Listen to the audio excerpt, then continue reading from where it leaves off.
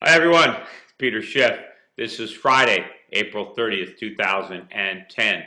Well, a lot of people are excited today on Wall Street, although the stock market is not reflecting that enthusiasm. I think a lot of it is weakness in the financials, particularly with the downgrade of Goldman Sachs. I think the stock, last time I checked, was down about 10% on the day. It's a new low for the move.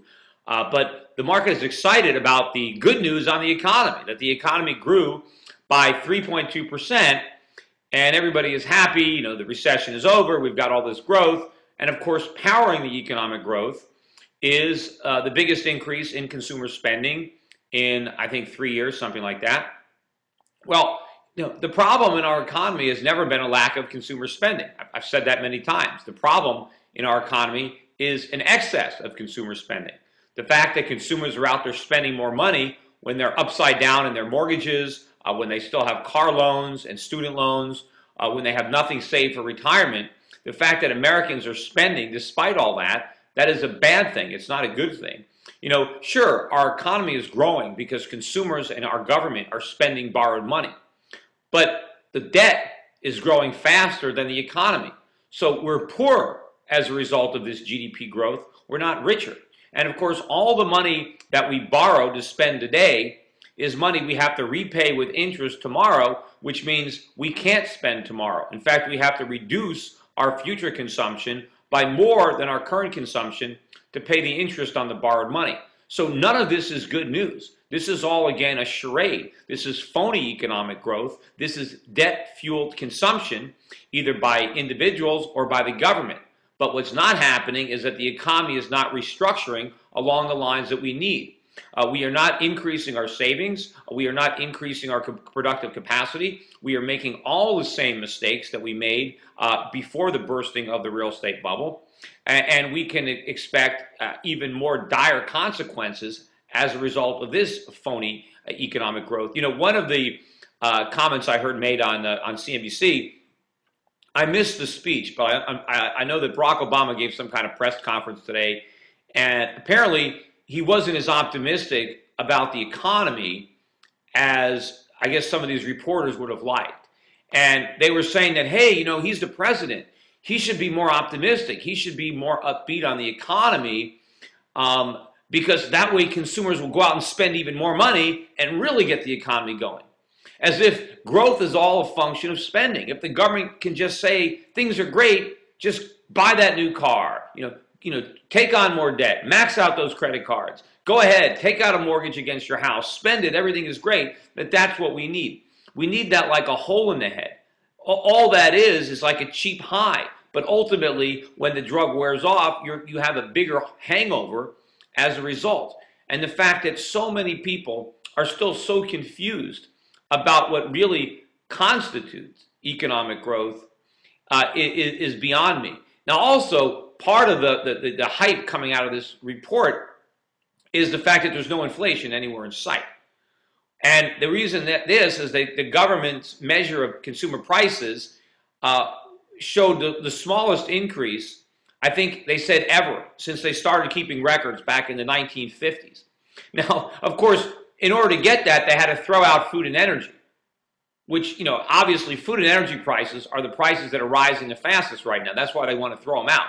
Of course, everybody eats and everybody uses energy. So to say that inflation is low once you kick out food and energy, makes absolutely no sense when those are the two most important things that we buy every day. And look at the the big increases we're seeing in food prices. Oil is back up at $86 a barrel. I think it's going a lot higher. I think you're going to see more strength in agriculture. But the biggest reason that the ex-food and energy prices were low was because you had a big drop, I think a 0.2% drop in rents and owner's equivalent rent. Well, why are rents falling? Rents are falling because you have a glut of property on the market and a lot of people who are unemployed. And so rents are falling because the economy is weak, despite the fact that the Fed is creating a lot of inflation. But the government is using the weakness in the real estate market and the weakness in the economy as reflected in the rental market as a sign that there's no inflation. Believe me, there is plenty of inflation, and it is going to run out of control even as rents fall. In fact, the higher inflation gets, the lower rents are probably going to go. Because, people have to eat, they need energy, but you know what? They don't have to pay their rent. And if landlords are getting a lot of tenants who aren't paying, they really have no choice but to lower their rents. And you know what people can do? They can move in with their friends, they can have roommates, people can take on boarders, people can move in with their parents, older parents can move in with their kids. There's lots of ways that you can consolidate your rental expenses. But you know, you can't really, I mean, you can trade down, you can eat hamburger instead of steak, but you have to eat something. So those prices are going to rise a lot faster. And of course, when Americans buy food, they compete with people in other countries who are buying food. When we buy oil, we compete with people in other countries. So you have the upward pressure. But if you're living in, in Detroit and you're going to rent property, you're only competing with other people in Detroit who want to rent property. You're not competing with people in Japan or people in Germany or China. They don't care about, an apartment for rent in Detroit. So if those economies are strong and ours are weak, we can have falling rents. But if the global economies are picking up, certainly they are around the world, particularly in Southeast Asia, that puts a lot of pressure on prices. Americans have to compete with people around the world, even as people around the world are getting richer. Now, also, if you look at what's happening in the currency markets, the dollar is still strong against the euro, but it's not really strong. The euro is weak. Gold made a new high for the year today. That would not be happening in a strong dollar environment. Also, look at smaller currencies. The New Zealand dollar hit a new high for the year today against the US dollar.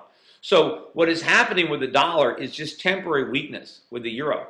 If we really had economic growth, gold would be falling, not rising, and the dollar would be strengthening against all currencies. It wouldn't simply be less weak than the euro. But as I've said before, the weakness in the euro is temporary. Yeah, there are problems in Greece, but ultimately I think what's happening in Greece is going to strengthen the euro, especially if they don't get a bailout. That's going to show creditors that the euro is a real currency, that if governments get into trouble, there's no bailout, there's no excess printing of euros.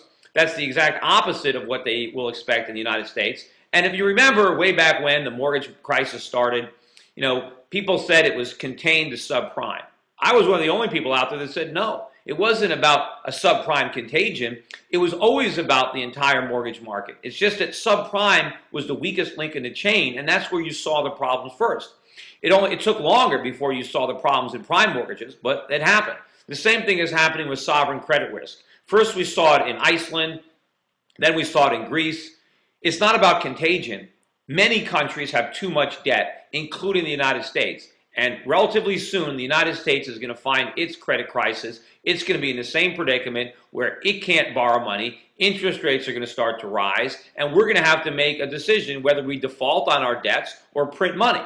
I think we're going to choose printing, which is actually worse than default. But we are going to be in that predicament. And remember, our national debt is about $13.5 trillion, and it's financed with short-term debt. The average maturity is under 5 years. I forget exactly what it is, but we have like a 5-year arm or less. And if interest rates rise, if they go up to 10%, there is no way we can continue to refinance the national debt with 10% interest. The American taxpayers will revolt, just like the people in Greece. If we try to impose an austerity, if we try to raise taxes or cut government spending sufficiently to be able to pay interest to our foreign creditors, they'll be rioting in the streets. So our day is coming, and it's coming soon. Meanwhile, we need to prepare for that. Also, I think it's a great timing. I had a book, my new book just came out, How an Economy Grows and Why It Crashes. And today's release of economic data is a perfect time for people to look at this book to really understand how economies actually grow. They don't grow based on spending. They grow based on the absence of spending. They grow based on savings, which means you earn money and don't spend it. That's where capital comes from. That's where real economic growth from. That's where you get the productivity. It's from not spending. But anyway, here is the book. Let me hold up my new book, How an Economy Grows and Why It Crashes. It is out right now on Amazon. You can buy it. You can buy it on my company website, Europac.net. Here's the back of the book, EUROPAC.net. You can also go direct to Amazon. The book will be available shortly, if it's not already there, at major bookstores. I think it's great. I think this little cartoon book will really help everybody understand economics. It's so simple, even congressmen should be able to figure it out. Hopefully, a few of them will get a chance to read it. Anyway, thanks a lot, everybody, for tuning in. I'll be back again soon. Have a good week.